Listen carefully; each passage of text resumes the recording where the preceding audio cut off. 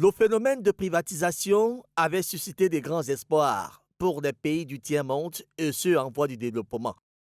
Ce processus de privatisation, jadis considéré comme la solution appropriée à la situation difficile des entreprises d'État, est paradoxalement appliqué aujourd'hui de manière timide au Cameroun, par exemple. S'il était perçu par des idéologues comme la panacée devant ramener le pays à la croissance, en ce jour, l'on est au regret.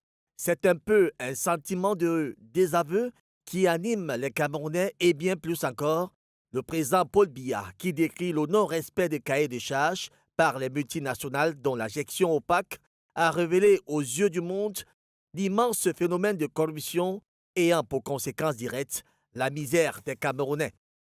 D'où la fermeté du président Paul Biya qui siffle enfin la fin de la récréation. Ainsi, l'on apprend que la CDE a cessé d'exister depuis le 1er mai 2018.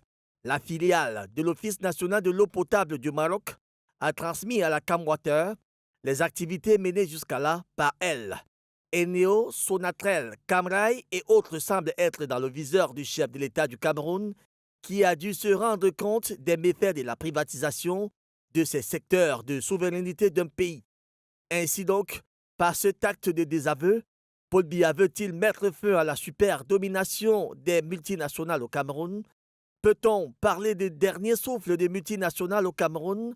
Le président de la République serait-il dans la logique de la récupération des sociétés d'État jadis privatisées? Peut-on comprendre la démarche de Paul Biya? Pourquoi maintenant, alors même que les défaillances sont relevées depuis longtemps? De toute manière, quelle que soit la longueur de la nuit, le jour finira par paraître. À bon entendeur, salut.